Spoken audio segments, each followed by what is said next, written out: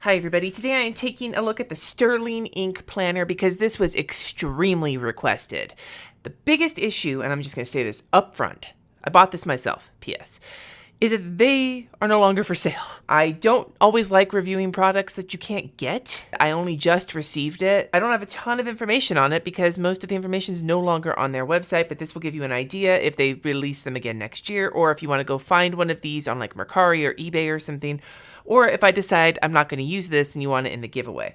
So this will just give you an idea. But I want to say up front, you can't buy this, as far as I know, at least not from the website. So buy, sell, trade, etc. That's your best bet. Let's talk about what this planner is. So I guess Sterling Ink is a sticker company, makes kind of like Hobonichi Bujo style stickers, I think. I don't know. I'm not really familiar with them, but apparently the people who knew about this planner were very familiar with them. So their stuff is very pretty. This is their common planner. They sold it in a couple different sizes. I got the B6 full year mauve leatherette. I remember there were some different colors. I don't remember what they are. And like I said, if I had known that they would disappear off the website, I would have had more information pulled from the website, but this is what I've got. B6 mauve leatherette. It was a $48 planner for the full year, and it comes in this box. Generally speaking, boxes like this are not my thing. I don't really give that much of a fuck, but this is a really nice box.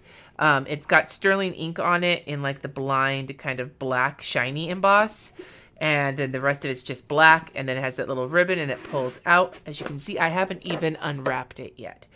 It's very thoughtfully packaged with this Sterling Ink gold foil sticker.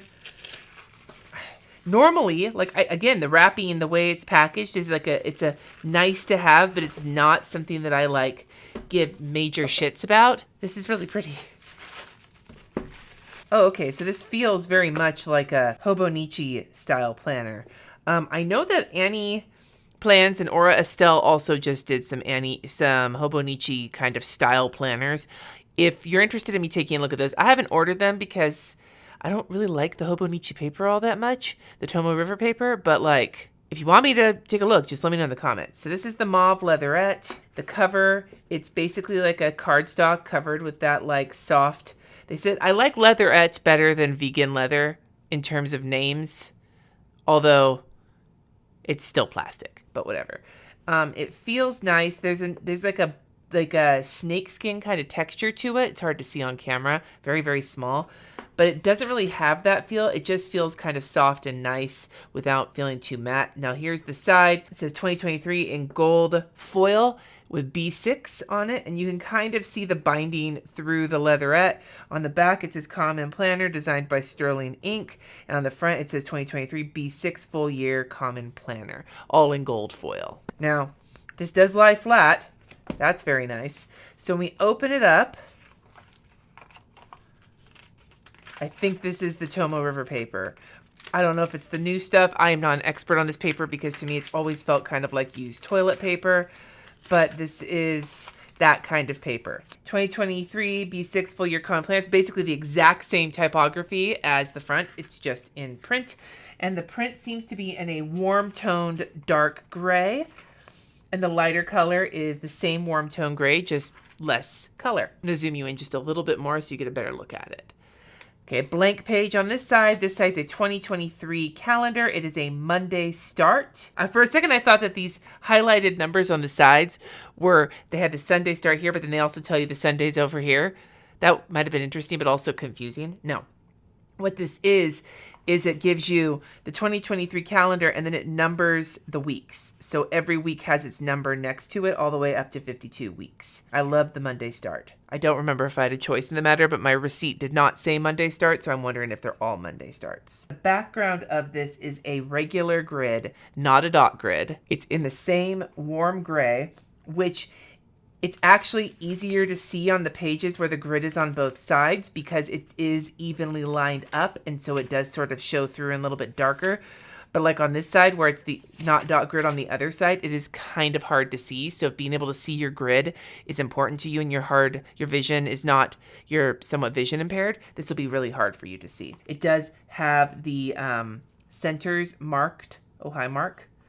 The center here at the top, the center here on the side, the center here on the bottom. I had to figure out where my ruler was. So it looks like each of these little grid, not dot grid, but like grid, graph paper grid. Each of these little grid squares is about 4 millimeters square. A B6 notebook is 4.9 by 6.9 inches or 125 by 176 millimeters. So after this initial page, there's a blank spread on both sides. We have the goal breakdown.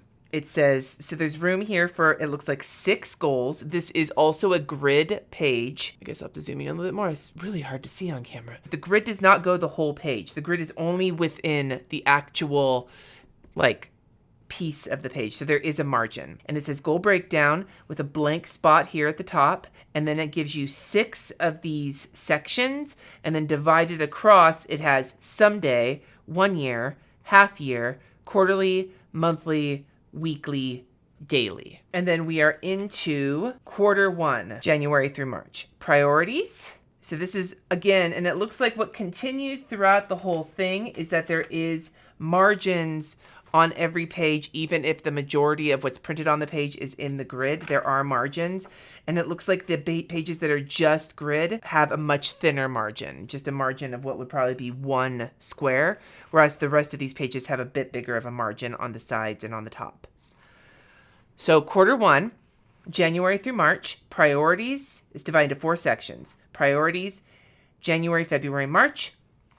And then we have a monthly calendar done kind of bullet journal style where you have January, February, March. You have a bit of a, like a 5 deep square section at the top of each month.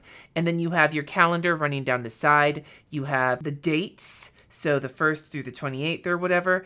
And then next to it, you have Monday, Wednesday, blah, blah, blah. And the Sundays are highlighted in a small blurb of gray. It's really hard for me to show you all this because it is a very lightly printed planner. Then you have quarter 2, same layout, quarter 3, quarter 4.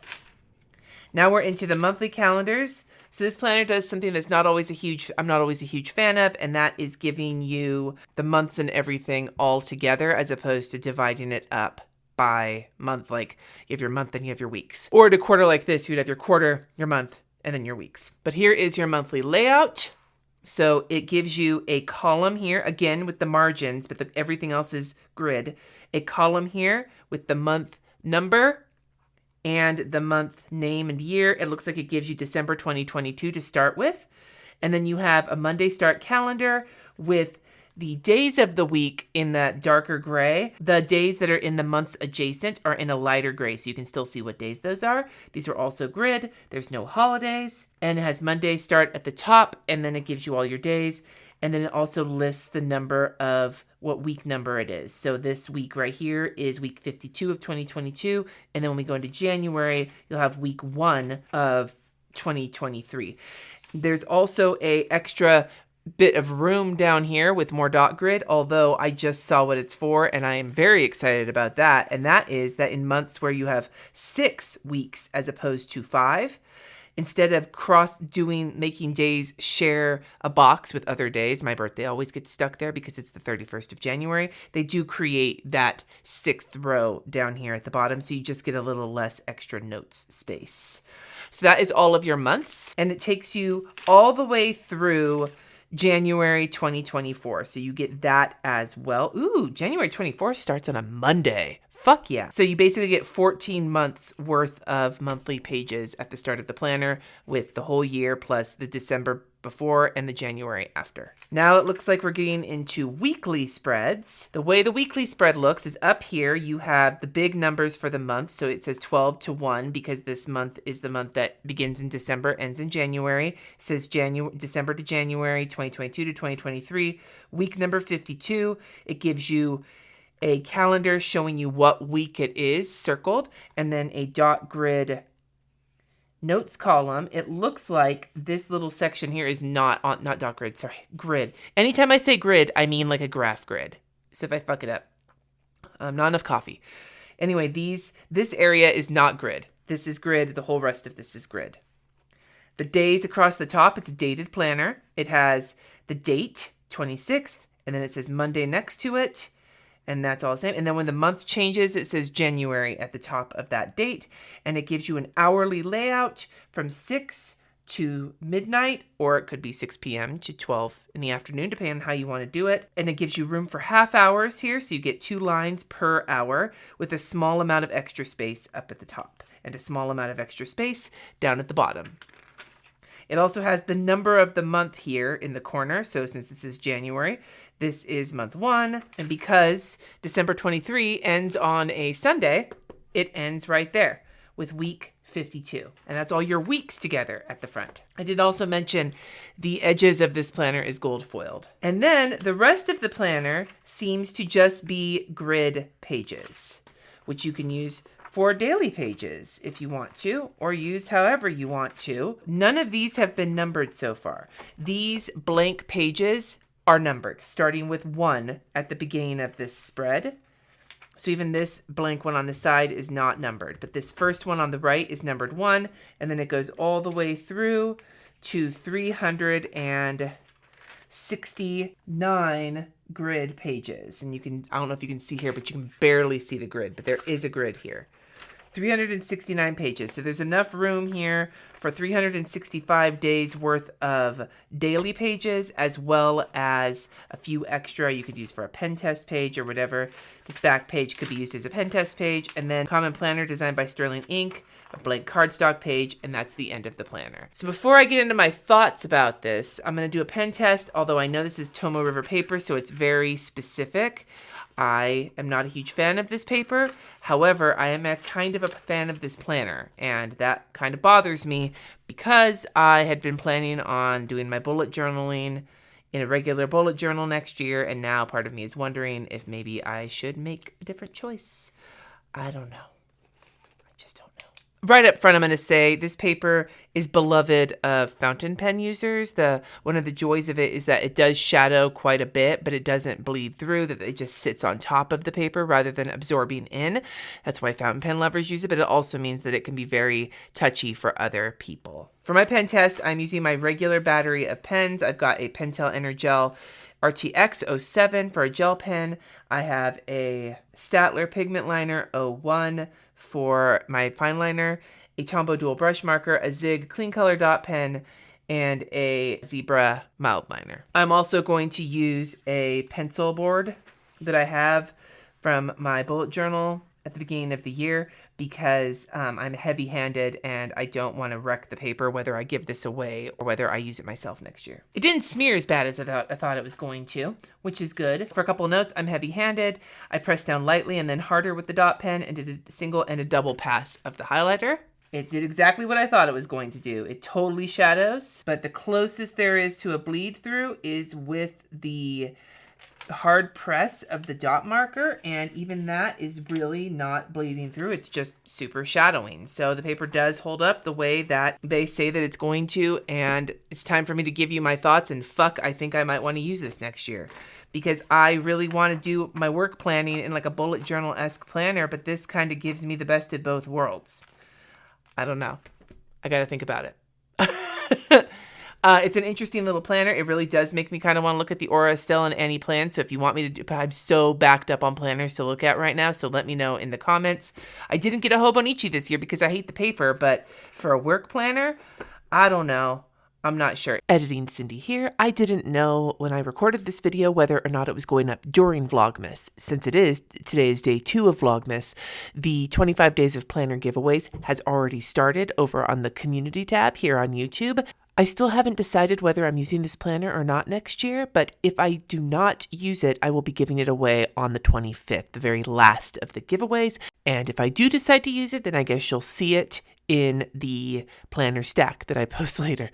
I'm still deciding. Wish me luck. But in the meantime, go check out the giveaways over on the community tab. It's open to everybody, etc., etc. Let me know in the comments other planners you'd like me to take a look at and what you think of this and whether you think I am sniffing glue for thinking I might want to use this next year. Let me know in the comments. Thank you so much for watching. Subscribe if you haven't already, and until next time, friends, peace.